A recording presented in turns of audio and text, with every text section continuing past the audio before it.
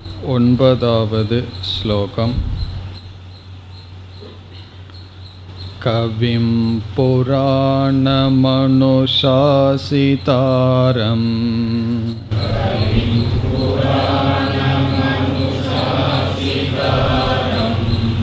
அனோரணியாம் சமனுஸ்மரேத்யஹ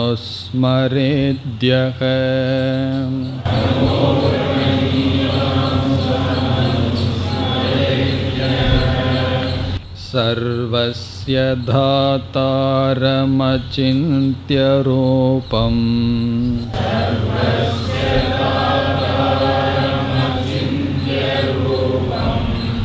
ஆதித்யவர்ணம் தமஸ பரஸ்தாத்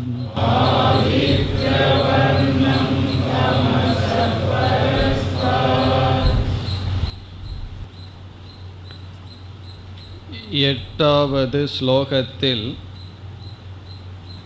அபியாச யோக என்ற சாதனையை பகவான் பேசினார்.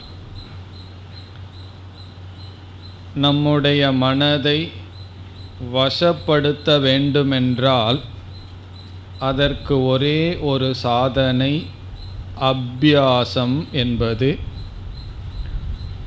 நம்முடைய மனதானது ஒரு விதமான நிலையை அடைந்திருக்கின்றது. ஒரு விதமான நிலை என்றால் சில விஷயத்தை குறித்து செல்லுதல், சில விஷயத்திலிருந்து விலகி இருத்தல் என்று ஒவ்வொரு மனமும் ஒவ்வொரு தன்மையை அடைந்திருக்கின்றது. அந்த தன்மை எப்படி அடையப்பட்டது என்றால், மீண்டும் மீண்டும் அதை பற்றி, ஒரு பொருளை பற்றி சிந்தித்து அபியாசத்தினால் நம்முடைய மனம் உருவாக்கப்பட்டிருக்கிறது. அந்த மனதை மாற்றி அமைக்க வேண்டுமென்றாலும் அபியாசம் என்ற ஒரே ஒரு சாதனையினால்தான் செய்ய முடியும்.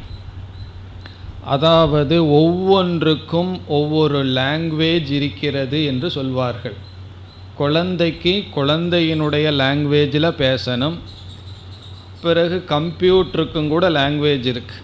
அதற்குன்னு ஒரு மொழி இருக்குது. அதன் வழியாகத்தான் அதனிடம் நாம் அணுக முடியும். அப்படி மனதினுடைய லாங்குவேஜ், மனதிற்கு என்ற ஒரு மொழி இருக்கின்றது. அந்த மொழி அபியாசம். அபியாசத்தினால்தான் மனதை மாற்றி அமைக்க முடியும். மனதில் இருக்கின்ற சில குறைகளை வெறும் அறிவினால் மட்டும் மாற்றி அமைக்க முடியாது.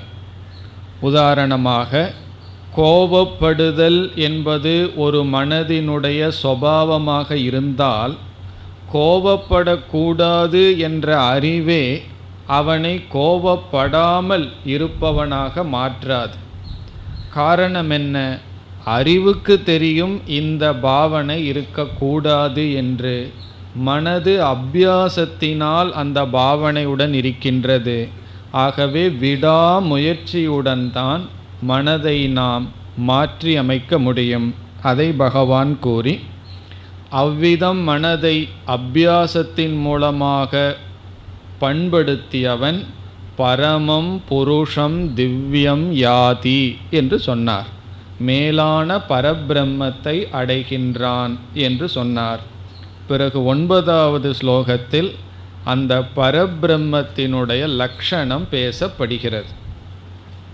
சென்ற வகுப்பில் பல சொற்களினுடைய பொருளை நாம் பார்த்தோம். இந்த 9வது ஸ்லோகம் முழுவதும் பரபிரம்மத்தினுடைய லக்ஷணம். இப்படிப்பட்ட பரம்பொருளை ஒருவன் அடைகின்றான். இங்கு பரம்பொருள் சகுண ரூபமாகவும் நிர்குண ரூபமாகவும் பேசப்பட்டிருக்கிறது. முதல் சொல் கவிம். கவி என்பதற்கு பொருள் பார்த்தோம். அனைத்தையும் அறிபவர், சர்வஜ்ஞக. புராணம் என்றும் உள்ளவர், அநாதி. அனுசாசிதாரம், இந்த உலகத்தில் அனைத்து நியமமாக இருந்து அனைவரையும் ஆட்டி வைப்பவர், அனைவரையும் ஆட்சி செய்பவர். அணுகோ அணியாம்சம், அணுவை காட்டிலும் அணுவானவர், அதாவது சிறியது பெரியது என்பதெல்லாம் இல்லாதவர். அனுஸ்மரேத்யக, அதை நம்ம ஏற்கனவே பார்த்திருக்கின்றோம். யக, எவனொருவன் அனுஸ்மரேத், பரபிரம்மத்தை நினைத்து உயிரை விடுகின்றானோ அவன் இப்படிப்பட்ட லட்சணமுடைய பரபிரம்மத்தை அடைகின்றான். பிறகு இரண்டாவது வரியில் சர்வஸ்ய தாத்தாரம், அனைவருடைய கர்ம பலனை கொடுப்பவர், அனைவருக்கும் அவரவர்களுடைய கர்ம பலனை கொடுப்பவர். அசிந்திய ரூபம், இந்த பரபிரம்ம மனதிற்கும் வாக்குக்கும் அப்பாற்பட்டவர். இதுவரை சென்ற வகுப்பில் பார்த்திருக்கின்றோம். இனி தொடர வேண்டும். அடுத்த சொல் ஆதித்ய வர்ணம். ஆதித்யக என்றால் சூரியன், ஆதித்ய வர்ணம் என்றால் சூரியனைப் போல பிரகாச சொரூபமானவர். அந்த தத்துவம், வர்ணம் என்றால் இங்கு சொரூபம், பிரகாசம். ஆதித்யத்தை போல சூரியனை போன்ற பிரகாச சொரூபம். இதனுடைய பொருள் சைத்தன்ய சொரூபம், அறிவு சொரூபமானவர். சத் சித் ஆனந்தம் என்பது பரபிரம்மத்தினுடைய லட்சணம். இங்கு சித் அல்லது ஞான சொரூபம், ஆதித்ய வர்ணம். சூரியன் இங்கு உதாரணமாக சொல்லப்படுகிறது. நாம் சூரியனைப் போல ஒளிமயமானவர்னு பொருள் எடுத்து கொள்ளக்கூடாது. காரணம் என்ன? அடுத்த சொல் விளக்குகின்றது. தமசக பரஸ்தாத். பரஸ்தாத் என்றால் கடந்து இருப்பவர், தமசக என்றால் இருளை கடந்து இருப்பவர், இருளுக்கு அப்பாற்பட்ட தத்துவம். ஆதித்ய வர்ணம் தமச பரஸ்தாத், இந்த இரண்டையும் சேர்த்து பார்த்தால் நமக்கு இதனுடைய தத்துவம் புரியும். இருளை கடந்து இருப்பவர், இருளுக்கும் அப்பாற்பட்டவர். இதனுடைய பொருள் என்னவென்றால், சூரியன் எல்லா பொருள்களையும் பிரகாசப்படுத்தும். ஒரு பானையை பிரகாசப்படுத்தும், இந்த பூமியையே சூரியன் பிரகாசப்படுத்தும். சூரியனுடைய பிரகாசத்தினால், ஒளியினால் நாம் அனைத்து பொருள்களையும் பார்க்கலாம். ஆனால் சூரியன் ஒன்றை விளக்க முடியாது, பிரகாசப்படுத்தாது. அது என்னவென்றால் இருள். இருளை சூரியன் பிரகாசப்படுத்தாது. ஆனால் நம்முடைய கண் சூரியனை விட மேலானது, அது இருளையும் பிரகாசப்படுத்துகின்றது. இந்த இடத்துல கண்ணுன்னு சொன்னாலும் கண்ணுக்கு பின்னாடி மனசு இருக்கின்றது, மனதிற்கு பின் அறிவு இருக்கின்றது. இப்போ நாம் யார் என்றால், நாம் சூரிய ஒளி இருக்கின்றதா இல்லையான்னு சொல்லி பிரகாசமான சூரியனை பிரகாசப்படுத்துகின்றோம். பிறகு சூரிய ஒளி இல்லை என்ற இருளையும் பிரகாசப்படுத்துகின்றோம். இப்போ எந்த ஒன்று ஒளியையும் பிரகாசப்படுத்துகின்றதோ இருளையும் பிரகாசப்படுத்துகின்றதோ அது ஒளி இருள் இரண்டிற்கும் அப்பாற்பட்டதாக இருக்கிறது. இப்போ எந்த ஒரு தத்துவம் நமக்குள் இருந்து கொண்டு அது ஒளியையும் இருளையும் பிரகாசப்படுத்துமோ, ஆகவே தமசக இருளுக்கு அப்பாற்பட்டது. இந்த இடத்துல இருள் என்றால் அஞ்ஞானம் என்று பொருள்.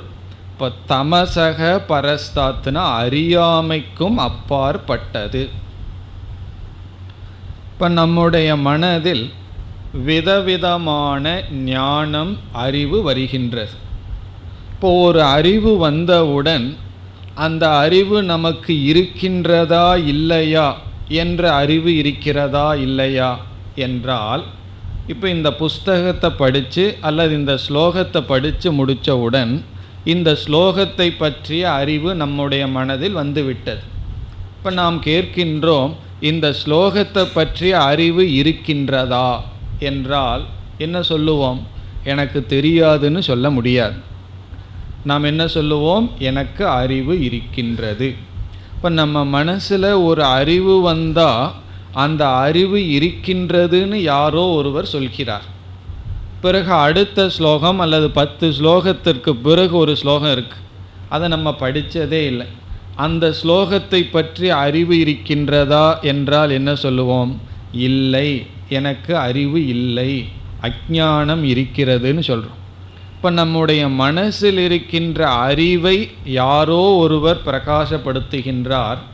நம்முடைய மனசில் இருக்கின்ற அறியாமையையும் ஏதோ ஒரு தத்துவம் பிரகாசப்படுத்துகின்றது. இப்போ நமக்கு தெரியலன்னு சொன்னால் அந்த அறியாமையை ஏதோ ஒன்று அறிந்து கொண்டு இருக்கின்றது. நம்முடைய அறிவையும் நமக்குள் ஒரு தத்துவம் அறிந்து கொண்டு இருக்கின்றது.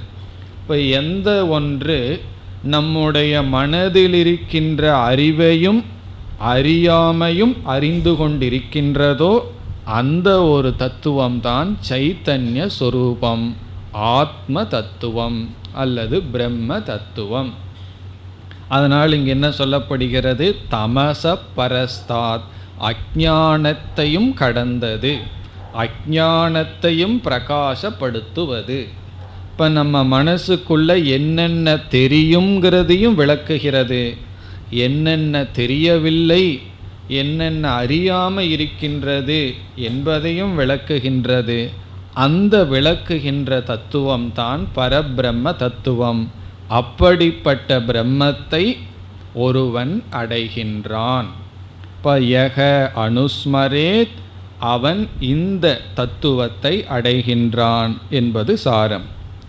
ஆகவே இந்த முழு ஸ்லோகத்தில் ஒரு சாதகன் இறுதியில் அடைய இருக்கின்ற பரபிரம்மத்தினுடைய லட்சணம் சொல்லப்பட்டுள்ளது.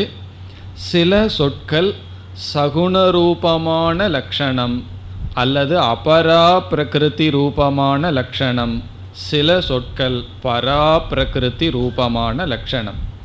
நம்ம ஈஸ்வரனை 2 சொரூபமாக பிரிச்சிருக்கோம். மாயையுடன் பார்க்கின்ற சொரூபம், மாயையை நீக்கி பிரம்மனாக பார்க்கின்ற சொரூபம். இந்த 2ம் இதில் இருக்கின்றது. தமச பரஸ்தாத், ஆதித்ய வர்ணம்ங்கிறதெல்லாம் நிர்குண சொரூபத்தை விளக்குகின்றது. சைத்தன்ய சொரூபத்தை இந்த சொற்கள் விளக்குகின்றன. இனி நாம் அடுத்த ஸ்லோகத்திற்கு செல்லலாம். பிரயாண காலே மனசா சலேன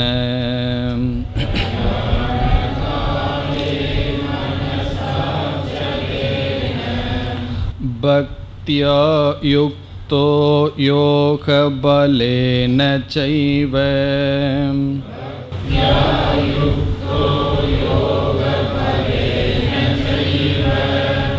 ப்ருவோர் மத்யே பிராணமாவேஷ்ய சம்யக்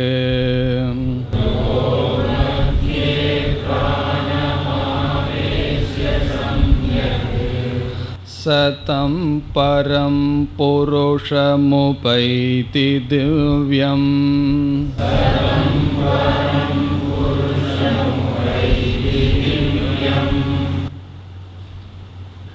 இந்த ஸ்லோகத்தில் மரண காலத்தில் உபாசகர்கள் கடைபிடிக்க வேண்டிய வேறு சில நியமங்கள் சொல்லப்படுகிறது.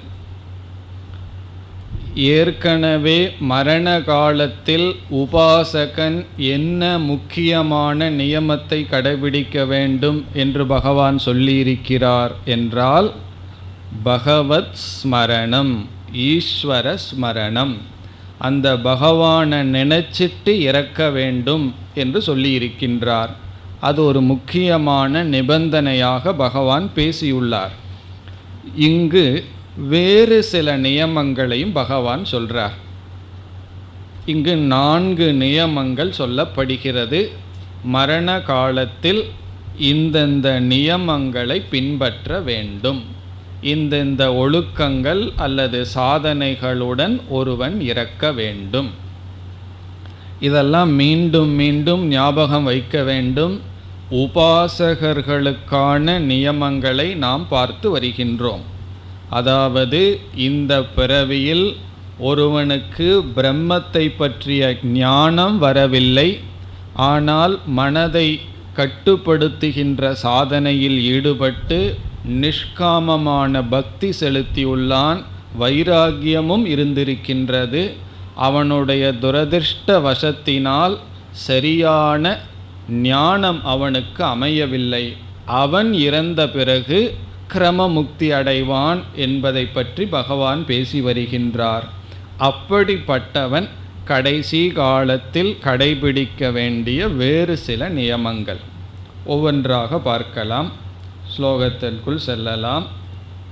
பிரயாண காலே.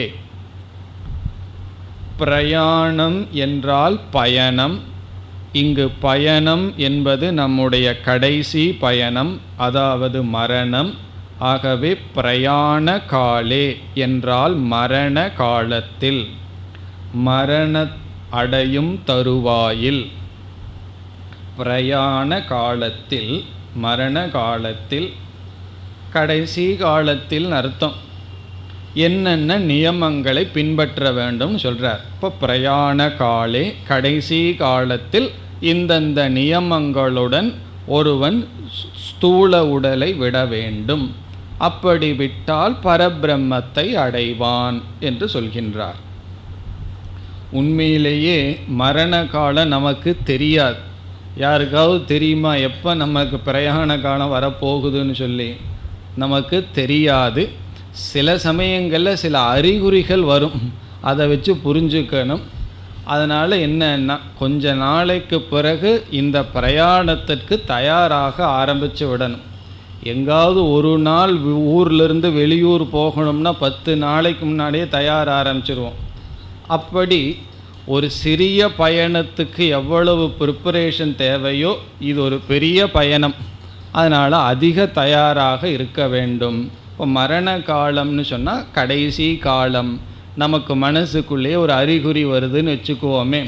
நம்ம வயதை சேர்ந்த நண்பர்களெல்லாம் ஒவ்வொருத்தராக போகிறார்கள்னு சொன்னால் நமக்கு ஞாபகப்படுத்துகிறாருன்னு அர்த்தம்.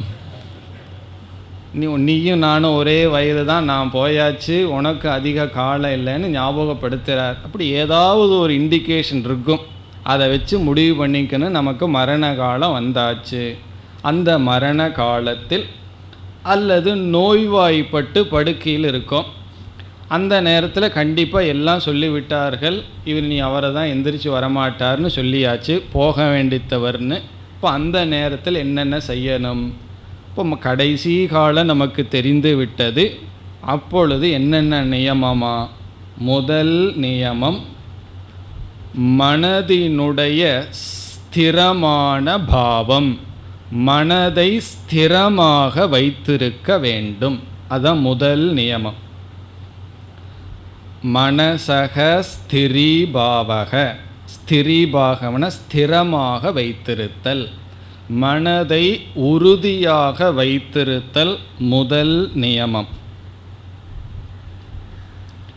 அதாவது மனதை விருப்பு வெறுப்புக்கு உட்படுத்தாமல் மனதை உறுதியாக வைத்திருத்தல், அது முதல் நியமமாக பகவான் சொல்கிறார். மனதை அசைவற்று வைத்திருத்தல்னு சொல்கிறார். மனதை உறுதியாக அந்த நேரத்தில் வச்சிருக்கணும்னு சொன்னால் பல வருடங்கள் மனதை அசைவற்று இருக்க பயிற்சி செய்திருக்க வேண்டும். அப்பொழுதுதான் அந்த நேரத்தில் மனதை அசைவற்று உறுதியாக வைத்திருக்க முடியும். அதுதான் முதல் நியமம். அதை ஸ்லோகத்தில் மனசாச்சலேன, அதை பிரிக்கும் பொழுது அச்சலேன மனசா, சலேன மனசான்னு பிரிச்சிடக்கூடாது. அச்சலேன, சலம்னா சஞ்சலம் படுவது, அச்சலேன அசையாத மனதுடன். இப்போ அச்சலேன மனசா, இது முதல் நியமம். மனது அந்த நேரத்தில் சஞ்சலப்படக்கூடாது. இப்போ சஞ்சலப்படாமல் உறுதியுடன் ராகத்வேஷத்துக்கு விருப்பு வெறுப்புக்கு அடிமைப்படாமல் வைத்திருக்க வேண்டும். இது முதல் நியமம். இரண்டாவது நியமம் பக்தியா யுக்தக, பக்தியுடன் கூடிய மனதுடன் இருக்க வேண்டும். பக்தியா என்றால் இறைவன் மீதுள்ள பக்தியுடன் யுக்தக பொருந்தியவனாக இருக்க வேண்டும். பக்தியா யுக்தக அது இரண்டாவது நியமம். ஈஸ்வரனிடம் சகுண பிரம்மனிடத்தில் பக்தி இருக்க வேண்டும். பக்தி என்றால் நம்முடைய அன்பு, நம்முடைய விருப்பம் பகவானிடத்தில் இருக்க வேண்டும். நம்முடைய மனது எந்த இடத்துக்கு எஃபர்ட் இல்லாமல், அதாவது முயற்சி இல்லாமல் போகும்னு சொன்னால், எந்த இடத்துல நமக்கு பிரியம் இருக்கோ அந்த இடத்துல தான் மனசானது முயற்சி இல்லாமல் போகும். குழந்தைகளிடம் கிரிக்கெட் பாருன்னு சொன்னால் அதுக்கு நீ ரொம்ப ஒருமுகப்பட்ட மனதுடன் பார்க்கணுன்னு சொல்ல வேண்டியது இருக்கா? சொல்ல வேண்டிய அவசியம் இல்லை. புஸ்தகத்தை கையில் கொடுத்தா தான் வேடிக்கை பார்க்காம அங்கேயும் இங்கேயும் பார்க்காம படின்னு சொல்ல வேண்டியது இருக்குது. ஏன்னா அதற்குள்ள மனசு போகணும்னா எத்தனையோ விக்ஷேபங்கள் வரும். டெலிவிஷன் முன்னாடி குழந்தைகள் உட்கார வச்சு நீ ஒருமுகப்பாட்டுடன் டெலிவிஷனை பாருன்னு சொல்லி கொடுக்கணுமா என்ன? சொல்லி கொடுக்க வேண்டிய அவசியம் இல்லை. காரணம் என்ன? அங்கே விருப்பம் குழந்தைகளுடைய மனசில் இருக்குது. அதனால் மனது அங்கு பொருந்துகின்றது. இப்போ பகவான் முதல்ல என்ன சொன்னார்? மனது சஞ்சலமில்லாமல் இருக்கணும்னு சொன்னால், பகவானிடத்தில் பொருத்தணும்னு சொன்னால் முக்கியமான பாவனை பக்தி மனதில் இருக்க வேண்டும். இப்போ பக்தி உணர்வை நாம் அப்பொழுது வெளிப்படுத்த வேண்டும். பகவானிடம் பக்தி இருந்தால்தான் பகவானிடம் மனதை வச்சு சஞ்சலமில்லாமல் இருக்க முடியும். ஏன்னா கடைசி காலத்தில் கை காலெல்லாம் வலிக்க ஆரம்பிச்சிடும், ஏதாவது சிரமம் வர ஆரம்பிச்சிடும். இவ்வளவு வருஷம் பக்தனாக இருந்தவன் திடீர்னு நாஸ்திகனாக மாறிடுவான் கடைசி காலத்தில். இவ்வளோ தூரம் பண்ணிகிட்டு இருந்த எனக்கு இதுதான் பகவான் கொடுக்கறதான்னு சொல்லி, பகவான் ஏதாவது நோயை கொடுத்து நம்ம போக வச்சு தான் ஆகணும். நமக்கு சாகிறதுக்கு ஆசையே இல்லைன்னா இப்போ பகவான் என்ன செய்வார்? கடைசி காலத்தில் நோய் வரத்தான் செய்யும். இப்போ அதை பகவானுடைய பிரசாதமாக ஏற்றுக்கொண்டு பகவான் மீது வெறுப்பு வராமல் பக்தி வர வேண்டும். காரணம் என்ன? நமக்கு நல்லது கொடுத்துட்ருக்கிற வரைக்கும் பகவானை கும்பிடுவேன். ஏதாவது கொஞ்சம் எனக்கு கஷ்டத்தை கொடுத்துட்டாருன்னா அப்புறம் பேச ஆரம்பிச்சிடுறது, பகவானையே நிந்திக்க ஆரம்பித்து விடுவது. அந்த துவேஷமெல்லாம் வராமல் ஏற்றுக்கொள்ள வேண்டும். நமக்கு வர்ற நோயெல்லாம் பகவானுடைய பிரசாதமாக ஏற்றுக்கொண்டு, அந்த முக்கியமான பாவனை என்ன? பக்தி என்ற பாவனை மனதில் இருக்க வேண்டும். இப்போ இரண்டாவது நியமம் பக்தி உணர்வுடன் இருக்க வேண்டும். அப்பொழுதுதான் மனசு சஞ்சலமில்லாமல் இருக்கும். மூன்றாவது நியமம் யோக பலேன ச ஏவ, யோக பலத்துடன் கூடியிருக்க வேண்டும். யோக பலேன ச ஏவ யுக்தக, யோக பலத்துடன் கூடியிருக்க வேண்டும். இதனுடைய பொருள் சென்ற ஸ்லோகத்தில் அபியாச யோகம்னு பகவான் சொல்லியிருக்கிறார். அதாவது பல காலம் நாம் அபியாசம் செய்து வந்திருப்போம். அந்த அபியாசத்தினுடைய பலத்துடன் கூடி இருக்க வேண்டும்னு பொருள். அதாவது அபியாசத்தினுடைய பலன் என்ன? ஒன்றை மீண்டும் மீண்டும் மனதில் அபியாசம் செய்தால் அதனுடைய பலன் மனதில் அதை பற்றிய சம்ஸ்காரம் இருக்கும். எந்த ஒன்றை மீண்டும் மீண்டும் நினச்சிட்ருக்கிறோமோ அது மனதுக்குள்ள வாசனா ரூபமாக இருக்கும். அந்த வாசனை நம்மிடம் இருக்கும். கடைசி காலத்தில் அந்த வாசனையிலிருந்து தவறிவிடக்கூடாதுன்னு அர்த்தம். இப்போ இந்த சொல்லுக்கு ஒரு விளக்காசிரியர் கவனமாக இருக்க வேண்டும்னு பொருள் எடுத்து கொள்கிறார்.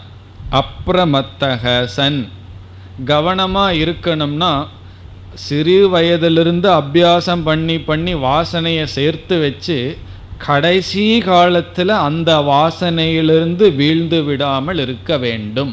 இப்போ கடைசி நேரத்தில் அதிக கவனமாக இருக்க வேண்டும் என்பது பொருள்.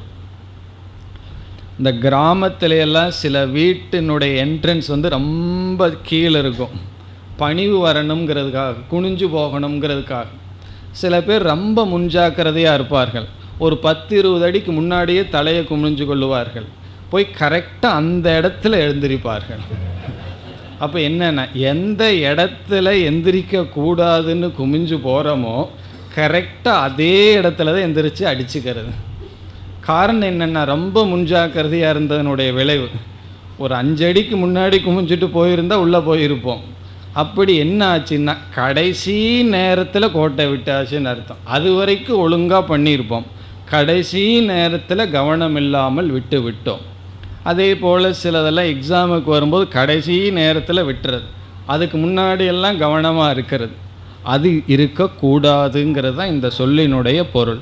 யோக பலேன இவ்வளவு நாள் நீ சம்பாரித்து வச்ச அபியாசத்தினுடைய பலனான அந்த சம்ஸ்காரத்திலிருந்து விலகி விடாதே, கடைசி காலத்தில் அதே சம்ஸ்காரத்தில் இருக்க வேண்டும்.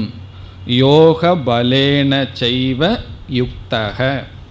இப்போ முதல் நியமம் மனதை சஞ்சலப்படாமல் வைத்திருக்க வேண்டும். இரண்டாவது நியமம் பக்தியுடன் கூடிய மனதாக இருக்க வேண்டும். மூன்றாவது நியமம் அந்த வாசனையில் இருக்க வேண்டும், யோக பலத்துடன் இருக்க வேண்டும், கவனக்குறைவுடன் இருக்கக்கூடாது, கவனமாக இருக்க வேண்டும். இனி 4வது நியமம் 2வது வரியில், பிராண நியமனம், நம்முடைய பிராணனை நியமப்படுத்த வேண்டும். அது 4வது நியமம். நம்முடைய பிராணனை சீர்படுத்த வேண்டும். நம்முடைய பிராணனுக்கும் மனசுக்கும் ரொம்ப சம்பந்தம் இருக்குது. பிராணனை ஒரு சீர்படுத்தினா மனதானது அமைதிப்படுத்தும். மனது பிராணனை விட சூக்ஷ்மமானது. எடுத்த உடனே மனசை நம்ம பிடிக்கிறது ரொம்ப கஷ்டம். அதனால் மனதை பிடிக்கிறதுக்கு வலை என்ன அப்படின்னா, ரமணர் சொல்கிறார், பிராணனுடைய வலை கொண்டு மனசை பிடிக்கலான்னு ஒரு இடத்துல சொல்கிறார். இப்போ இந்த பிராணனை நம்ம அமைதிப்படுத்தினால் மனசு அமைதியாகும். அதனால தான் ஒருவர் சாந்தமாக இருக்கும்போது பார்த்தா பிராணன் சீராக ஓடிட்டுருக்கும். ஒருவர் கோபமாக இருக்கும்போது பார்த்தா பிராண காற்று அதிக வேகமாக ஓடும். இப்போ மனதினுடைய விகாரத்துக்கு தகுந்தாற்போல் நம்முடைய பிராணன் செயல்பட்டு வருகின்றது. இப்போ நம்ம என்ன செய்யலாம்? பிராணனை சீர்படுத்தி நெறிப்படுத்தினால் மனசு அமைதியாக இருக்கும். சந்தேகம் இருந்தால் தியானம் பண்ணும்போது மனது ரொம்ப சஞ்சலம் அடைஞ்சதுன்னு வச்சுக்குவோமே, அப்போ மனதை ஜபத்திலேயோ ஒரு காரியத்தில் நிறுத்த முடியவில்லை என்றால் ஒரு நல்ல உபாயம், மெதுவாக நம்முடைய மூச்சு காற்றை பார்க்கணும். பிராணாயாமமெல்லாம் முறையாக தெரியாமல் செய்ய வேண்டாம், அது ரொம்ப டேஞ்சர். அது முறையாக படித்தவங்ககிட்ட கேட்டு செஞ்சால் நல்லது. காரணம் என்னென்னா, அதில் உணவு மற்ற கட்டுப்பாடுகள்லாம் ரொம்ப இருக்குது. மிக சுலபமான பிராணாயாமம் என்னன்னா பிராணனை கவனித்தல். அப்படி நம்ம கண்ணை மூடி உட்காந்து பிராணனை கவனிச்சாவே மனதை ஓரளவுக்கு அமைதியாக்க முடியும். அப்படி பிராணனுடைய நியமனம் இறுதி காலத்தில் செய்ய வேண்டும். அப்பொழுதுதான் மனசு கட்டுக்குள்ளே வரும் என்பது பொருள். இப்போ நமக்கு விதவிதமான பிராணசக்தி இருக்கின்றது. பிராண, அபான, உதான, சமான என்றெல்லாம் விதவிதமான பிராணசக்திகள் இருக்கின்றது. அதெல்லாம் நம்ம ஏற்கனவே பல இடங்களில் பார்த்துருக்கோம். பிராணன், அபானன், சமானன்கிற பிராணசக்தி இருக்குது. இதில் ஒரு விதமான பிராணசக்திக்கு உதான பிராணன்னு பெயர். உதான பிராணன்னு நம்முடைய பிராணனுடைய ஒரு விதமான எக்ஸ்பிரஷன், ஒரு விதமான சக்தி. இந்த உதான பிராணங்கிறது என்ன செய்யும்னா, நாம் உயிரோடு இருக்கிற வரைக்கும் சாதாரணமாக பிராணன் எப்படி வேலை செய்யுமோ அதற்கு எதிராக செயல்படுகின்ற சக்தி. சாதாரணமாக என்ன செய்யணும், நம்ம சாப்பாடு சாப்பிட்றோம் அப்படின்னா அந்த சாதம் உள்ளே இறங்கணும். அதுதான் சாதாரணமான பிராணனுடைய சக்தி. உள்ளே தள்ளுறதுக்கு ஒரு சக்தி இருக்கணும், அதுவே ஒரு பெரிய சக்தி. இல்லை இப்போ ஒரு பொருளை மேலே போட்டால் கீழே விழுந்துருது, அதுபோல் சாதத்தை போட்டால் வயிற்றில் விழுகுதுன்னு சொல்லக்கூடாது. உங்களுக்கு சந்தேகமாக இருந்தால் சிரசாசனத்திலிருந்து சாப்பிட்டு பாருங்க, அது மேலே போயிடும். அதனால் உள்ளே போடுறதுனால விழுகிறதுனால போகலை, வாயில் போடுறது வயிற்றுக்குள்ளே போகிறதே ஒரு பெரிய சக்தி தான், அது உள்ளே போகும். அந்த சக்தி பிராணனுடைய ஒரு சக்தி தான். அதனால் சிரசாசனம் இருந்து உள்ளே சாப்பிட்டாலும் போகும். அதெல்லாம் பயிற்சி பண்ண வேண்டாம், சிரசாசனத்தில் இருந்துட்டு ஒன்று சாப்பிடக்கூடாது. உதாரணத்துக்காக சொல்லப்படுவது. இதனுடைய அர்த்தம் என்னன்னா, உள்ளே தள்ளுறதுக்குன்னு ஒரு பிராண சக்தி இருக்குது. ஆனால் சில சமயம் நம்ம உடலுக்கு ஆகாதது வயிற்றுக்குள்ளே போயிடுதுன்னு வச்சுக்குவோமே, அப்போ என்ன பண்ணுவோம், உள்ளே போகிறதெல்லாம் அப்படியே வாமிட்டாக வெளியே வரும். அதுவும் ஒரு சக்தி தான். அந்த சக்தி தான் உதான சக்தின்னு சொல்கிறது. அதாவது ரிவர்சல் எஃபெக்ட். எது சாதாரணமாக இருக்குமோ அதற்கு எதிராக செயல்படுதல், உள்ளே போகிறது வெளியே வருதல், அல்லது தும்மல் வருதல், கண்ணில் நீர் வர்றது, இப்படியெல்லாம் நம்மைய பாதுகாத்துக்கிறதுக்கான சில செயல்களெல்லாம் சில சக்தி நம்ம இடம் இருக்குது. அது உதானன்னு சொல்கிறது. இந்த உதான சக்தி பிறகு ஒருவன் இறக்கும் பொழுது என்ன நேரிடுகிறது என்றால், இந்த ஸ்தூல சரீரத்தை விட்டு சூக்ஷ்ம சரீரம் வெளியே செல்கிறது. சூக்ஷ்ம சரீரம் 19 அவயவங்களுடன் கூடியதுன்னு எல்லாம் படிச்சிருக்கோம். 5 கர்மேந்திரியம், 5 ஞானேந்திரியம், 5 விதமான பிராணன், பிறகு மனம், புத்தி, சித்தம், அகங்காரம்னு இந்த 19 அங்கங்களுடன் கூடியது சூக்ஷ்ம சரீரம். இப்போ என்ன சாஸ்திரத்தில் சொல்லப்படுகிறது, ஸ்தூல சரீரத்திலிருந்து சூக்ஷ்ம சரீரம், இந்த 19 அங்கங்களினுடன் கூடிய நம்முடைய அந்தக்கரணம் வெளியேற வேண்டுமென்றால் அந்த வெளித்தள்ளுறதுக்கு ஒரு சக்தி வேணுமே. அந்த வெளித்தள்ளுற சக்தி தான் உதான பிராணன் என்று சொல்லப்படுகிறது. இப்போ உதானன் கடைசியாக முழுமையாக எப்போ வேலை செய்யும்னா, நம்மை இந்த உடலிலிருந்து எடுக்குவதற்கு, உடலிலிருந்து மனம் அல்லது சூக்ஷ்ம சரீரம் வெளித்தள்ள உதவுகின்ற சக்தி. அதனால தான் சில பேர் ரொம்ப வயதாகி சாகிறதுக்கு சக்தி இல்லாமல் இருக்காருன்னு சொல்லுவாங்க. கேள்விப்பட்டிருப்பீர்களோ? அவருக்கு சாகிறதுக்கு சக்தி இல்லாமல் கிடக்கிறாருன்னு சொல்லுவாங்க. கிராமத்துல எல்லாம் அதுக்கு பல மெத்தட் இருக்குது. அவங்கள எப்படி சாகிறதுக்கு சக்தியை கொடுக்கறது, அதாவது என்ன சொல்லுவார்கள், இளநியை கொடு, கருட புராணப்படி குளிர்ந்தண்ணியில் குளிப்பாட்டு, சீக்கிரம் ஆள் போகிறதுக்கு. இதெல்லாம் கிராமத்தில் இருக்கிற சில மெத்தட். இந்த மாதிரி விதவிதமான காரியத்தை செய்தோம் அப்படின்னு சொன்னால் அவருக்கு என்ன ஆகும்னா, உதான சக்தி வெளிப்பட்டுரும். நான் உதான சக்தி வெளிப்பட்டவுடன் அந்த சக்தி என்ன பண்ணும், சூக்ஷ்ம சரீரத்தை ஸ்தூல சரீரத்திலிருந்து வெளித்தள்ளி விடும். இந்த ராக்கெட் மேலே போகணும்னு சொன்னால் முதல்ல ஒரு பெரிய பாம் வெடிக்கணும், அப்போ தான் அது மேலே போகும். அதே போல் அந்த ஒரு பெரிய சக்தி தான் இந்த உடல்லிருந்து, ஸ்தூல உடல்லிருந்து சூக்ஷ்ம உடலை தள்ளணும். இப்போ சாஸ்திரத்தில், யோக சாஸ்திரத்தில் என்ன சொல்லப்பட்டிருக்கிறது, ஒருவன் அதிக யோக அபியாசம் செய்து பிராணனையெல்லாம் முழுமையாக தன்னுடைய கட்டுக்குள் வைத்திருந்தால் அவன் உதான பிராணனையும் கூட தன்னுடைய கட்டுக்குள் வைத்திருக்க முடியுமா? அப்பொழுது என்னன்னு சொன்னால், உதான சக்தி உடலிலிருந்து நம்முடைய சூக்ஷ்ம சரீரத்தை வெளிப்படுத்த வந்தாலும் கூட அவனால் சிறிது காலம் அதை வச்சிருக்க முடியுமா? அதற்கு உதாரணமாக தான் பீஷ்மரை எல்லாம் சொல்வார்கள். அவருக்கு உதான பிராணனை தன்னுடைய கையில் வைத்திருக்கிற சக்தி இருந்தது. அதனால தான் என்ன பண்ணார், நான் எல்லாம் போரெல்லாம் முடிஞ்சு வேடிக்கை பார்த்துட்டு கடைசியில் போகிறேன்னு முடிவு பண்ணார். இந்த சக்தி அவருக்கு எப்படி வந்ததுன்னா, உதான பிராணனை தன்னுடைய கட்டுக்குள் வைத்திருக்கிற சக்தி அவருக்கு இருந்தது. இப்போ இந்த இடத்துல பகவான் என்ன சொல்கிறார், இந்த உதான பிராணனை நம்ம பிடிச்சு அதன் வழியாக நாம் முறையாக இந்த உடலிலிருந்து செல்ல வேண்டும். பிறகு இனி ஒரு கருத்தும் சாஸ்திரத்தில் சொல்லப்பட்டிருக்கு.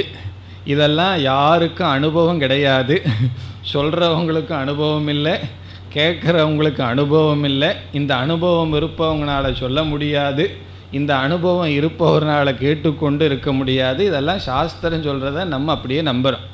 ஆனால் இதெல்லாம் பொய்யும் கிடையாது. இதெல்லாம் யோக சாஸ்திரத்தை தெரிஞ்சவங்க சொல்லி இருக்கிறார்கள்.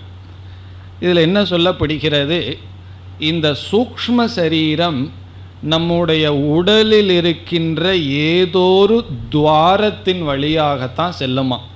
நம்ம உடம்பில் 9 துவாரங்கள் இருக்கு. கண்ணில் 2 துவாரம், காதில் 2 துவாரம், மூக்கில் 2 துவாரம், வாயில் 1, நல்லா துவாரங்கள் இருக்கின்றது. அதில் ஏதோ ஒரு துவாரங்கள் வழியாக தான் செல்லுமா. அதில் ஒவ்வொரு துவாரத்தின் வழியாக ஒவ்வொரு ஜீவன் சென்றான்னா அவன் இந்த நிலைக்கு போவான்னெல்லாம் பேசப்படுகிறது. அதில் சுஷும்னா நாடி அப்படின்னு ஒரு நாடி இருக்கின்றதாம். அந்த நாடியை பற்றிய உண்மையான தத்துவம் யாருக்கும் தெரியாது. அது சூக்ஷ்மமானதா ஸ்தூலமானதா, அது நரம்பு சம்பந்தப்பட்டதான்னெல்லாம் நமக்கு தெரியாது. ஆனால் சாஸ்திரத்தில் சுஷும்னா நாடின்னு ஒரு நாடி இருக்கான். அந்த நாடி வழியாக இந்த உபாசகன் தன்னுடைய ஸ்தூல சரீரத்தை எடுத்து செல்ல, சூக்ஷ்ம சரீரத்தை எடுத்து செல்ல வேண்டும் என்று சொல்லப்படுகிறது. அதைத்தான் இங்கு பகவான் கூறுகின்றார். இந்த பிராணனை கட்டுக்குள் வைத்து சுஷும்னா நாடி வழியாக இவன் இந்த உடலிலிருந்து வெளியேற வேண்டும்.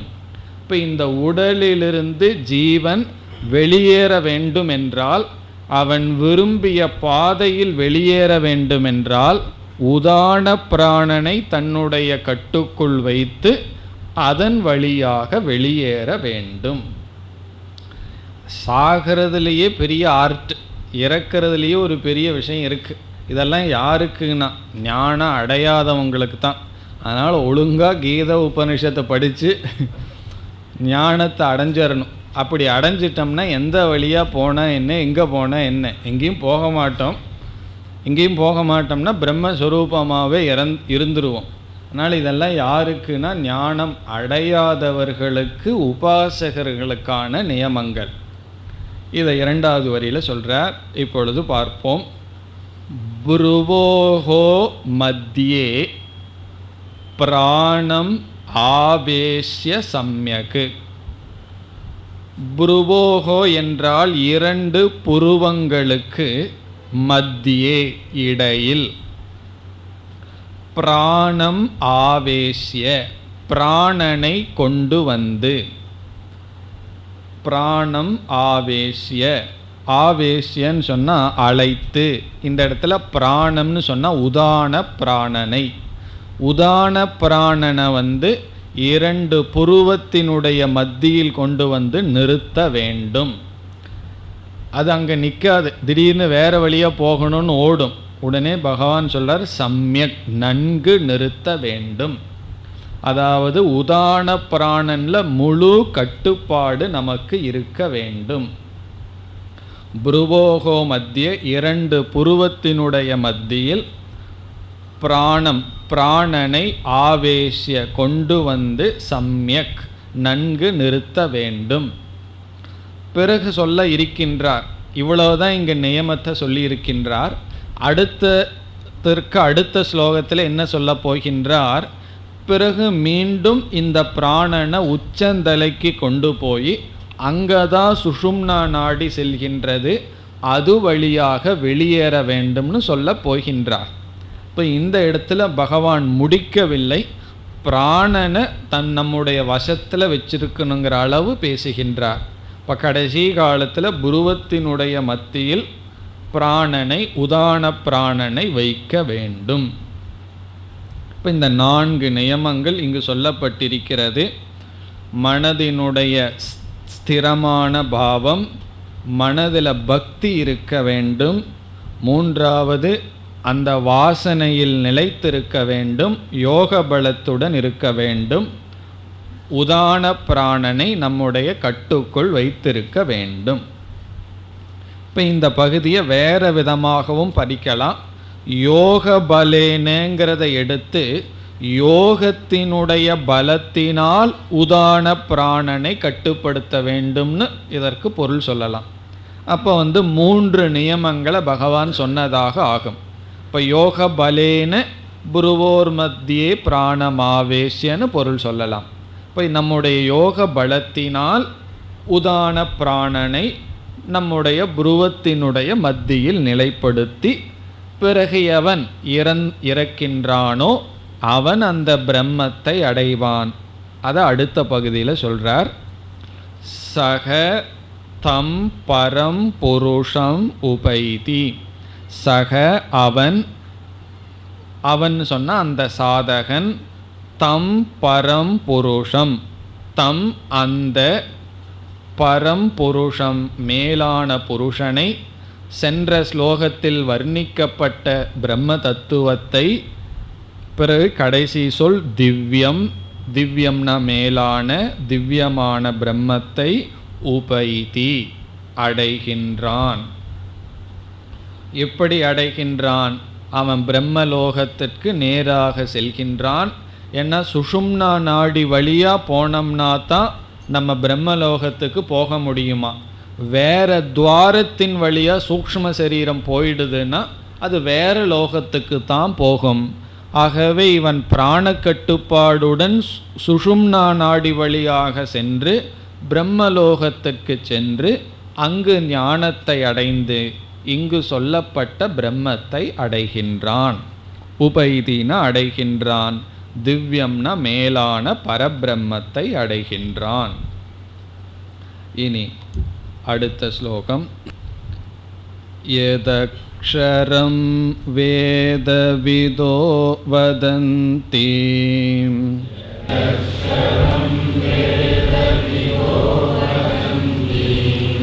விஷந்தி யத்யதயோ வீதராகாஹ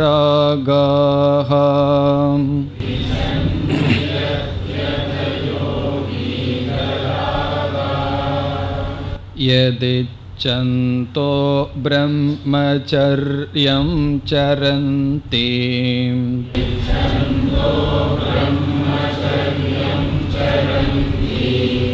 தத்தே பதம் சங்கிரஹேன பிரவக்ஷ்யே.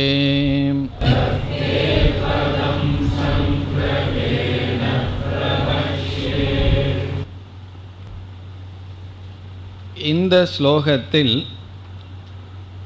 மோக்ஷ பதத்தை நான் விளக்குவேன் என்று பகவான் கூறுகின்றார். மோக்ஷத்தினுடைய ஸ்துதி, அடைய இருக்கின்ற நம்முடைய லட்சியத்தினுடைய பெருமையை சொல்லி அதை நான் விளக்கப் போகிறேன் என்று சொல்கின்றார். விளக்கப் போகிறேன்னு சொன்ன பகவான் 20லிருந்து 22வது ஸ்லோகத்தில் விளக்க இருக்கின்றார். மோக்ஷ பதத்தை நான் விளக்கப் போகின்றேன் இங்கு சொல்கின்றார். ஆகவே இங்கு எதை பிரதிஜ்ஞா செய்கிறாரோ, பிரதிஜ்ஞான பிராமிஸ், நான் இதை செய்ய போகிறேன்னு இங்கே பகவான் சொல்கிறார். அதை பகவான் செய்ய இருக்கின்ற இடம் 20லிருந்து 22வது ஸ்லோகம். இப்போ எந்த ஸ்லோகத்தில் இருக்கோம்? 11வது ஸ்லோகத்தில் இருக்கும். 10 ஸ்லோகத்துக்கு பிறகு தான் மோக்ஷ பதத்தை விளக்கப் போகிறார். இப்போ இங்கே என்ன செய்கின்றார்? மோக்ஷ பதத்தை விளக்குவேன் என்று சொல்லி இந்த மோக்ஷத்தினுடைய பெருமையை சொல்கின்றார். அப்போ இந்த ஸ்லோகத்தினுடைய சாரம் என்ன? மோக்ஷ மகிமா, மோக்ஷத்தினுடைய பெருமை, நம்முடைய லட்சியத்தினுடைய பெருமை, இறுதியாக நாம் அடைய இருக்கின்ற சாத்தியம் அல்லது லட்சியம் அல்லது குறி, அதனுடைய பெருமை. ஏன் இடையில பகவான் அதை சொல்லணும்? இல்லைன்னா எனக்கு வேறு எத்தனையோ லட்சியம் இருக்குது, மோட்சம் இப்போ வேண்டான்னு சொல்லிடுவோம். இந்த மோட்சந்தான் லட்சியம். அதனுடைய முக்கியத்துவத்தை உணரும் பொருட்டு பகவான் இவ்விதம் பேசுகிறார். இந்த மாதிரி ஸ்லோகங்களெல்லாம் உபனிஷத்தில் வந்திருக்கின்றது. ஆகவே உபனிஷத்தில் சொல்லப்பட்ட கருத்துக்களை பகவான் தன்னுடைய மொழியில் இங்கு பேசுகின்றார். இப்போ இந்த ஸ்லோகத்தினுடைய சாரமே மோட்சத்தினுடைய பெருமை சொல்லப்படுகிறது. நாம் இறுதியில் அடைய இருக்க உள்ள லட்சியத்தினுடைய பதத்தினுடைய பெருமை என்னென்ன பெருமையாம்? ஏது அக்ஷரம் வேதவிதோ வதந்தி. அக்ஷரம்ங்கிறத பிறகு பார்ப்போம். எது, எந்த ஒன்றை, எந்த ஒரு பதத்தை அல்லது லட்சியத்தை வேதவிதக வதந்தி, வேதத்தை அறிந்தவர்கள் கூறுகிறார்களோ, பேசுகிறார்களோ. வேதவிதக என்றால் வேதத்தை அறிந்தவர்கள், வதந்தினா பேசுகிறார்களோ. எது என்றால் எந்த என்று பொருள். இங்கு எந்த என்ற சொல் மோட்சத்தை குறிக்கின்றது. எந்த மோட்ச பதத்தை அல்லது பிரம்மத்தை, வேதத்தை அறிந்தவர்கள் பேசுகிறார்களோ. இது மோட்சத்தினுடைய முதல் பெருமை அல்லது முதல் ஸ்துதி. இதில் என்ன பெருமை இருக்கின்றது? எது வேதவிதோ வதந்தி என்பதில் என்ன பெருமை என்றால், முழு வேதமே இந்த ஒரு லட்சியத்திற்காக எழுதப்பட்ட சாஸ்திரம். இதுதான் முதல் பெருமை. நம்ம வேதம் என்ற ஒரு சாஸ்திரத்தை அறிந்திருக்கின்றோம். இந்த வேதம்ங்கிற சாஸ்திரத்தை இரண்டாக பிரிக்கின்றோம். கர்மகாண்டம், ஞான காண்டம் என்று இரண்டாக பிரிக்கின்றோம். கர்மகாண்டத்தில் விதவிதமான செயல்கள், பூஜைகள், உபாசனைகள் பேசப்பட்டிருக்கிறது. பிறகு விதவிதமான சாதனைக்கு விதவிதமான லட்சியங்களும் பேசப்பட்டிருக்கிறது. விதவிதமான லட்சியங்கள் பேசப்பட்டிருக்கிறது. விதவிதமான சாதனைகள் கர்மகாண்டத்தில் பேசப்பட்டிருக்கிறது. அப்பொழுது நமக்கு சந்தேகம் வரும், வேதத்தில் விதவிதமான லட்சியங்கள் இருக்கின்றதே, சாதனைகள் இருக்கின்றதே என்ற சந்தேகம் வரும். பிறகு ஞான காண்டத்திற்கு வந்தால், வேதத்தினுடைய கடைசி பகுதிக்கு வந்தால், வேதத்தினுடைய கடைசி பகுதியில் வேதத்தினுடைய கர்மகாண்டம் அனைத்தும் ஞான காண்டத்திற்காக என்று சொல்லப்படுகிறது. வேதத்தில் கர்மகாண்டம் எதற்குன்னு சொன்னால் அது ஞான காண்டத்திற்காக. அனைத்து லட்சியங்களும் அனித்தியம் என்று சொல்லப்பட்டு அவைகளெல்லாம் ஒருவனுக்கு நிறைவை கொடுக்காது. பிறகு கர்மகாண்டத்தை முறையாக பின்பற்றினால் நமக்கு கிடைப்பது சித்த சுத்தி என்று சொல்லி, வேதத்தினுடைய கர்மகாண்டம் முழுவதும் நம்மை தயார் செய்யவும், பிறகு ஞானகாண்டம் பரபிரம்மத்தினுடைய ஞானத்தை கொடுத்து இங்கு சொல்லப்படுகின்ற லட்சியத்தை அடைவைப்பதற்காக என்று முழு வேதமே இந்த ஒரு லட்சியத்திற்காக இருக்கின்றது. இப்போ இதை தெரியாமல் சிலர் கர்மகாண்டத்தை மட்டும் பின்பற்றி அதில் கொடுக்கின்ற லட்சியத்தை அடைந்து கொண்டு இருக்கிறார்கள். அவர்களெல்லாம் யாருன்னு சொன்னால் வேதத்தினுடைய உண்மையை அறியாதவர்கள். அவர்கள் மீண்டும் சம்சாரத்தில் இருப்பவர்கள். ஆகவே வேதத்தை முழுமையாக அறிந்தவர்கள் என்ன சொல்கிறார்கள்?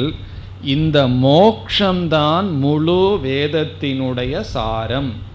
இப்போ எது வேதவிதோ வதந்தி, வேதத்தை அறிந்தவர்கள் எந்த இந்த லட்சியத்தை, எந்த இது வேதத்தினுடைய லட்சியமாக பேசுகிறார்களோ, இனி அடுத்தது விஷந்தி யத் யதயக வீதராகாஹ. எது எந்த இந்த மோக்ஷம் என்ற லட்சியத்தை யதயக முயற்சி செய்பவர்கள், யதின்னு சொன்னால் சந்நியாசின்னு ஒரு அர்த்தம் இருக்குது. இனி ஒரு பொருள் முயற்சி செய்பவர்கள், யதயக விஷந்தி அடைகிறார்களோ. வாழ்க்கையில் முழு முயற்சியில் ஈடுபட்டவர்கள் எந்த ஒன்றை அடைகிறார்களோ. பிறகு இப்படிப்பட்டவர்கள் யார் என்றால் வீதராகாஹா. ராகம்னா பற்று, வீதராகாஹா என்றால் பற்றை விட்டவர்கள். பற்றில்லாதவர்கள், வைராகியத்தை உடையவர்கள், முயற்சி செய்கின்ற எதிகள் எந்த ஒன்றை அடைகிறார்களோ அதை நான் உனக்கு சொல்ல போறேன்னு பிறகு பகவான் சொல்றார். இப்போ இதிலிருந்து என்ன சொல்றார்? தியாகத்தினுடைய பலனாக எது சொல்லப்பட்டிருக்கிறதோ. வீதராகான எல்லா ஆசைகளையும் விட்டவர்களால் அடையப்படுகின்ற தத்துவம். இதிலிருந்து அர்ஜுனனுக்கு மோட்சத்தினுடைய முக்கியத்துவத்தை சொல்கிறார். இது சாதாரண விஷயமல்ல. முயற்சி செய்து எல்லா ஆசைகளையும் விட்டவர்களால் அடையக்கூடிய மேலான பதம் இது. பிறகு இரண்டாவது வரிக்கு வந்தால், எது இச்சந்தக பிரம்மச்சரியம் சரந்தி. எந்த ஒன்றை விரும்பியவர்களாக, எது எந்த ஒரு மோட்சத்தை, இச்சந்தக என்றால் விரும்பியவர்களாக, பிரம்மச்சரியம் சரந்தி பிரம்மச்சரிய விரதத்தை பின்பற்றுகிறார்களோ. இங்கு சரந்தி என்றால் ஆச்சரந்தி பின்பற்றுகிறார்களோ. எந்த ஒன்றை விரும்பியவர்களாக பிரம்மச்சரியத்தை பின்பற்றுகிறார்களோ. இங்கு சங்கரர் பிரம்மச்சரியம்ங்கிற வார்த்தைக்கு பொருள் கொடுக்கின்றார். குருகுல வாசத்தில் செய்ய வேண்டிய நியமங்கள். அதாவது பிரம்மச்சாரி என்பவன் குருகுலத்துக்கு சென்று குருவிடம் இருந்து அவருக்கு பணிவிடை செய்து ஞானத்தை அடைபவன். அவனுக்கு சில நியமங்களெல்லாம் இருக்குது. அந்த நியமத்துக்கு பிரம்மச்சரிய விரதம் என்று பெயர். அந்த நியமங்கள் என்னன்னு சொன்னால், எந்த விதமான போகமும் இருக்கக்கூடாது. அது உடலளவிலாகட்டும் உணவளவிலாகட்டும் இருக்கிற இடத்திலாகட்டும் இருக்காமல், பிறகு முழு நேரத்தை அறிவை அடைய பயன்படுத்த வேண்டும். சாஸ்திரத்தை மனப்பாடம் செய்தல், அர்த்தத்தை படிக்கிறது, இலக்கணம் முதலியவைகளெல்லாம் படிக்கிறது. பிறகு அதைவிட முக்கியமானது குருவுக்கு சேவை செய்ய வேண்டும். இதெல்லாம் பிரம்மச்சரிய நியமம். இப்போ இங்கே என்ன பகவான் சொல்கிறார்?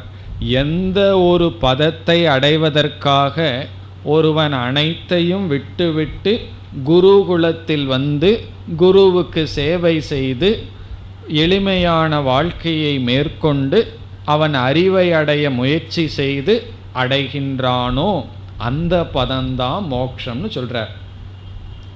பெரிய ராஜாவாக இருந்தாலும் அவருக்கு ஞானம் வேணும்னு சொன்னால் அந்த ஞானியை நீ அரண்மனைக்கு வா, உட்கார்ந்து எனக்கு சொல்லி கொடுன்னெல்லாம் சொல்ல மாட்டார். அப்படி சொன்னால் அந்த ஞானி வரமாட்டார். ஞானியாக இருந்தால் அவருக்கு அரண்மனையில் அப்படியே உட்கார்ந்து ஏதாவது கொஞ்சம் நல்லா இருக்கலான்னா வந்துடுவார். அப்போ அவர் ஞானியாக இருக்க மாட்டார். அவர் ஞானியாக இருந்தார், நீ இங்கே வான்னு சொல்லிடுவார். அதுவும் சில டிவியிலெல்லாம் வரும். இந்த தசரதன் அந்த முனிவரை பார்க்க போகும்போது அந்த முனிவருடைய குடிசை வரைக்கும் தேரை ஓட்டிகிட்டு போக மாட்டான். ஒரு 10 ரொம்ப தூரத்துக்கு முன்னாடியே நிறுத்தி செப்பலையெல்லாம் அங்கேயே கழட்டி விட்டுட்டு வெறுங்காலில் போய் அவர் ஏதோ ஒரு குடிசையில் உட்காந்துட்டு இருப்பார். போன உடனே காலை பிடிச்சி 2 நிமிஷம் அவருக்கு சேவை செய்து பிறகு என்னுடைய விருப்பம் இதுன்னு சொல்லுவார்கள். இப்படித்தான் ஒரு ராஜாவாக இருந்தாலும் அங்கே செல்லும் பொழுது அவன் சாதாரணவனாக செல்ல வேண்டும். ஒரு சிஷ்யனாக குருவிடம் போகணும்னு சொன்னால் இன்டர்வியூவெல்லாம் நடக்கும். சில நம்ம ஆசிரமங்களெல்லாம் இன்டர்வியூ நடக்கும். சாமிஜி அந்த கோர்ஸில் எடுக்கிறவங்களுக்கு சில டெஸ்ட்டு பண்ணுவார், என்னென்ன குவாலிஃபிகேஷன் இருக்குன்னு. என்ன ரகசியம்னா, சாமிஜியினுடைய மனசில் என்ன இருக்குன்னா, அவன் எந்த அளவுக்கு எனக்கு தெரியாதுன்னு சொல்கிறானோ அந்த அளவுக்கு அவன் குவாலிஃபைடுன்னு நினச்சிட்ருப்பார். எனக்கு அது தெரியாது, ஒன்றுமே தெரியாது, இதுக்கு முன்னாடியெல்லாம் நான் படித்தது இல்லைன்னா அது சாமிஜிக்கு குவாலிஃபிகேஷன். ரொம்ப பேர் என்னன்ட்டு வருவார்கள், நான் அந்த ஆசிரமத்தில் இதை படிச்சிருக்கேன், அதை படிச்சிருக்கேன், இது தெரியும், அது தெரியும்னு சொல்லுவார்கள். அதை குவாலிஃபிகேஷனாக. இப்போ அப்படி யார் அதிகமாக தெரியுதுன்னு சொல்லுவார்களோ, உனக்கு தான் தெரியுது, எதுக்கு படிக்கணும் வேண்டான்ட்டுருவார். எனக்கு ஒன்றுமே தெரியல. அப்போ என்னன்னா, யார் சிஷ்யன்னு சொன்னால் ஒன்று அவன் தெரிஞ்சிருக்கணும், எனக்கு தெரியல அப்படிங்கிறத தெரிஞ்சிருக்கணும். எனக்கு தெரியல அப்படிங்கிறத கண்டுபிடிச்சவன் தான் சிஷ்யன், அவன்தான் பிரம்மச்சாரி. அவனுக்கு சொன்னால் தான் உள்ளே போகும். எனக்கு ஏற்கனவே தெரியும், உங்கள்கிட்ட கன்ஃபார்ம் பண்ண வந்திருக்கேன் அப்படின்னு சொன்னால், நீ கன்ஃபார்ம் பண்ண வேண்டாம், என்கிட்ட அப்படியே வச்சுக்கொண்டு அனுப்பிச்சி விடுவார்கள். அப்போ சிஷ்யனுடைய லட்சணம் என்னன்னா, தெரியக்கூடாது, தெரியலைங்கிறது தெரியணும். தெரியக்கூடாதுன்னு தெரியாது தான், தெரியக்கூடாதுன்னு நிபந்தனை போட வேண்டாம், உண்மை தெரியாது தான். தெரியலைங்கிறத கண்டுபிடிக்கணும். பிறகு என்ன பண்ணணும்னா, குருகுலத்துக்கு வரும்பொழுது அவனுக்கு முழுமையாக வைராகியமெல்லாம் வந்திருக்காது. கொஞ்சம் இன்னும் அங்கே இங்கே சில ஆசைகளெல்லாம் இருக்கும், சாப்பாட்டில் அதில் எல்லாம் கொஞ்சம் ஆசையெல்லாம் இருக்கும். அப்போ அந்த சித்த சுத்தி எப்படி வர்றதுன்னா, இவனுக்கோ மன தூய்மைப்படுத்தணும்னு சொன்னால் செயல் பண்ணணும், எல்லா செயலையும் விட்டுட்டு வந்திருக்கான். இப்போ குருகுலத்தில் செய்கின்ற சேவை தான் அவனுக்கு சித்த சுத்தியை கொடுக்கும். குருவுக்கு செய்கிற சேவை, அந்த ஆசிரமத்துக்கு செய்கிற சேவை அவனுடைய மனசை தூய்மைப்படுத்தும். பிறகு எந்த ஒரு அறிவை அடையணும்னு சொன்னால் மனது சூக்ஷ்மமாக இருக்கணும், மந்தமாக இருக்கக்கூடாது. மனசு மந்தமாக எப்போ ஆகும்னு சொன்னால், இந்திரியங்கள் வழியாக சுகபோகத்தை கொடுத்தோம்னா மனசு மாந்தியமாயிரும், மந்தமாயிரும். இந்த தீபாவளி சமயத்துலலாம் ரொம்ப பேர் ஸ்வீட்டை சாப்பிட்ருவார்கள். சாப்பிட்டு சொல்லுவார்கள், மந்தமாக இருக்குது, மந்தமாக இருக்குது. சொல்லும்போதே தெரிஞ்சிடும், மந்தமாக இருக்குது சுவாமின்னு சொல்லுவார். பிறகு அந்த மந்தம் போகிறதுக்கு ஒரு மருந்து வேறு இருக்குது, அதையும் சேர்ந்து சாப்பிடுவார்கள். அப்படி அதிக போகத்தை அனுபவித்தோம்னா புத்தி மந்தமாயிரும். அப்போ என்ன ஆகும்னா, வேலை செய்யாது, வகுப்பு வாட்டுக்கு ஓடிட்டுருக்கும், அது வாட்டுக்கு புத்தி மெதுவாக பேசாமல் இருக்கும், அசையாமல் இருக்கும். ஆகவே பிரம்மச்சரிய விரதம்னு சொன்னால் எந்த விதத்திலும் போகத்தை அனுபவிக்காமல் இருத்த, குறிப்பாக உணவில். அதனால தான் எந்த ஆசிரமத்தில் போனாலுமே முதல்ல கஷ்டம் என்ன தெரியுமோ, வேணுங்கிற நல்ல சாப்பாடு கிடைக்காது. முதல்ல காஃபியெல்லாம் கிடைக்காது, கிடைச்சாலும் உங்கள் வீட்டில் இருக்கிற டிகிரி காஃபி கிடைக்காது. டிகிரி காஃபின்னு ஒன்று சொல்லுவார்கள், அப்போ வந்த பால், அப்போ எடுத்த டிக்கேஷனில் திக்காக சாப்பிட்ணுமா, அதெல்லாம் அங்கே கிடைக்காது. அப்போ விடுவார்கள். பல பேர் காஃபிக்காகவே ஆசிரமத்திலேருந்து வந்த ஆளுகள்லாம் உண்டு. அங்கே எனக்கு காஃபி கிடைக்கல, எனக்கு தலை வலிக்குது, உடம்பு அடிக்ஷன் ஆகிடுதுன்னு சொல்லி. இப்போ பிரம்மச்சரிய விரதம்னு சொன்னால் உணவில், அப்புறம் உடையில், அது அதை விட ஒரு பெரிய ஆசை. அங்கே போனால் ஏதோ ஒரு யூனிஃபார்ம் மாதிரி போடணும். ஸ்கூல்லையே யூனிஃபார்ம் எல்லாம் போட்டு சலிச்சாச்சுன்னா, இங்கே வந்தாலும் காவிங்கிற ஒரு யூனிஃபார்ம் தானே, அதே கலர் பார்டரும் கூட மாறி போட முடியாது. அப்படியெல்லாம் ஒரு விதமான சங்கடங்கள். அதனால தான் ஒரு சுவாமி சொன்னார், எனக்கு அட்லீஸ்ட் பார்டராவது விதவிதமாக ஒரு சேஞ்சில் போட்டுக்கலான்னு ஒரு ஆசையில் போட்டுட்ருக்கேன் அப்படின்னாரு. அப்படி உடலில், ஆடையில் ஆசை, இதெல்லாம் இருக்குதுன்னு நமக்கு சிலதெல்லாம் தெரிய மாட்டேங்குது. கொஞ்சம் விசாரம் பண்ணி பார்த்தான்னு தெரியுது, இப்படியெல்லாம் ஆசையில் கஷ்டப்படுகிறார்களான்னு சொல்லி. இப்படி விதவிதமான ஆசைகளெல்லாம் மனசில் இருக்கும். அதையெல்லாம் தியாகம் ஏன் செய்கிறார்கள், எந்த ஒன்றை அடையணுங்கிற ஆசையில் அனைத்து தியாகத்தையும் செய்கிறார்கள். அதைத்தான் இங்கே சொல்கிறார், எது இச்சந்தக, எந்த ஒன்றை விரும்பி இந்த தியாகமெல்லாம் செய்யப்படுகிறதோ.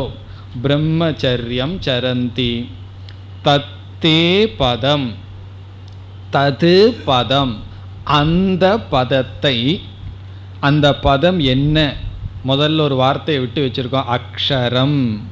அக்ஷரம், அழியாத அந்த பதத்தை. அக்ஷரம்ங்கிறது எங்கே இருக்குது, எது அக்ஷரம், இந்த முதல்ல இருக்குது. அக்ஷரம் பதம், தது அந்த அக்ஷரம் அழியாத பதம். இங்கே பதம்னு சொன்னால் அடைய வேண்டியது, பதநீயம் வாழ்க்கையினுடைய லட்சியம். தே உனக்கு சங்கிரஹேன சுருக்கமாக பிரவக்ஷியே சொல்ல போகிறேன். பிரவக்ஷியேனா நான் சொல்ல போகிறேன். இப்போ இந்த தியாகத்தை எல்லாம் எதற்கு செய்கிறார்கள்? எத்தனையோ தவம் செய்கிறார்கள். எதற்காக அந்த தவத்தை செய்கிறார்கள்? எதற்காக? ஆசையை விட்டவர்களெல்லாம் எதை அடைகிறார்கள்? வேதத்தை அறிந்தவர்கள் எதை லட்சியமாக பேசுகிறார்கள்? அதை நான் உனக்கு சுருக்கமாக சொல்லப் போகிறேன் என்று அர்ஜுனனுடைய மனதில் உற்சாகத்தை ஊட்டுகின்றார். பிறகு இதனுடைய விளக்கத்தை பகவான் 20லிருந்து 22 ஸ்லோகத்தில் சொல்ல போகிறார். இனி அடுத்த ஸ்லோகத்தில் என்ன சொல்ல போகிறார்? மீண்டும் மரண காலத்தில் கடைபிடிக்க வேண்டிய சில நியமங்களை அடுத்த சில ஸ்லோகங்களில் கூறுவார். மேலும் அடுத்த வகுப்பில் பார்ப்போம். ஓம் பூர்ணமத பூர்ணமிதம் பூர்ணாத் பூர்ணமுதச்யதே பூர்ணஸ்ய பூர்ணமாதாய பூர்ணமேவாவசிஷ்யதே. ஓம் சாந்தி சாந்தி சாந்தி.